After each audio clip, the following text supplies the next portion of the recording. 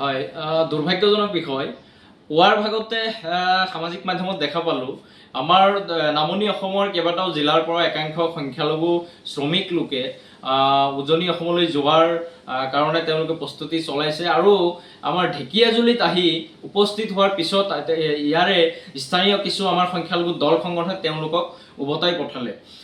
এই বিষয়টো আমি ইতিমধ্যে সকলোৱে গম পাইছে যে উজনি নামনি এটা বিতৰ্ক চলি আছে আৰু এই বিতৰ্কৰ মাজতেই কিছু উজনি অসমৰ কিছু জাতীয়তাবাদী সংগঠনৰ নেতাই আমাৰ শ্ৰমিকসকলক অপমান, অত্যাচাৰ, উৎপীড়ন, বিভিন্ন ধৰণৰ তাচ্ছিল্যসূচক ভাষা, মিয়া মুছলমান শ্ৰমিকৰ কোনো ধৰণৰ প্ৰয়োজন নাই বুলি কোৱাৰ পিছত আমি সেইটো স্পষ্টীকৰণ আমি অসমৰ আমাৰ শ্ৰমিকসকলৰ কাৰণে আমি জনাইছোঁ যে তাতে আমাৰ কোনো শ্ৰমিকেই যাব নালাগে। কাৰণ আমি নিবিচাৰোঁ যে আমাৰ এই শ্ৰমিকসকল তাতে গৈ এটা শান্তিৰ উজনি অসম শান্তিত আছে, উজনি অসমৰ এই পৰিৱেশটো বিনষ্ট হওক, আমি এইটো নিবিচাৰোঁ। যিহেতু শংকৰ আজানৰ এইখন মিলনভূমি, এই মিলনভূমিত কাৰোবাৰ কথাৰ দ্বাৰা, কাৰোবাৰ কৰ্মৰ দ্বাৰা পৰিৱেশ বিনষ্ট হওক, সেইটো আমি নিবিচাৰোঁ। কিন্তু শৃংখল চলিহা বা বীৰ লাচিত খানাকে আদি কৰি যিসমূহ সংগঠনে বাৰে বাৰে আমাক অপমান কৰি আছে, তাচ্ছিল্যসূচক ভাষা ব্যৱহাৰ কৰি আছে, উজনি অসম খালী কৰাৰ নিৰ্দেশ দি আছে, ইয়াৰ পিছতো আমি নিজৰ আত্মসন্মান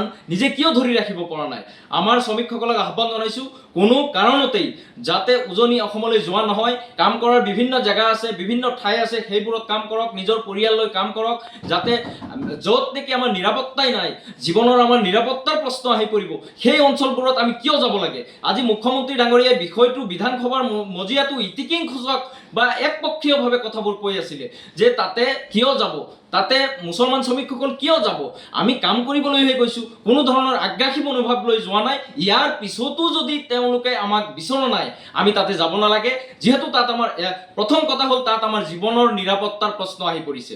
গতিকে কামৰ দুই পইচাৰ কাৰণে আমি নিজৰ জীৱনৰ নিৰাপত্তাহীনতাত ভুগিম, এই বস্তুটো হ'ব নালাগে আমাৰ। আৰু তাৰ লগতে ইয়াতে আমাৰ সন্দেহ হৈছে যে আমাৰ কিছুমান এই লোকসকলক প্ৰৰোচিতভাৱে তেওঁলোকক উজনি অসমলৈ লৈ যোৱাৰ এটা প্ৰস্তুতি চলায়। তেওঁলোককো সকীয়াই দিছোঁ যে এই ধৰণৰ কামৰ পৰা আপোনালোকে বিৰত থাকক, কাৰণ ইতিমধ্যে আমি বহু অপমান সহ্য কৰিবলগীয়া হৈছে।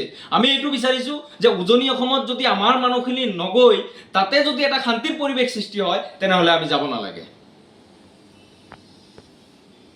হয়, বিভিন্ন ধৰণৰ তাচ্ছিল্যসূচক ভাষা ব্যৱহাৰ কৰিছে, শব্দ ব্যৱহাৰ কৰিছে। মিয়া শ্ৰমিকসকল খালী হোৱাৰ পিছতেই বিৰিৰ গোন্ধ নোহোৱা, এই ধৰণৰ শব্দৰে আমাক অপমান কৰা হৈছে। গতিকে আমাৰ আত্মসন্মান লৈ আমাৰ মাজত আত্মসন্মান থাকিব লাগে। গতিকে আমি ইমান নিৰ্লজ্জ নহয় যে আমি এই কথাৰ পিছতো তাতে গৈ আমি কাম কৰিম।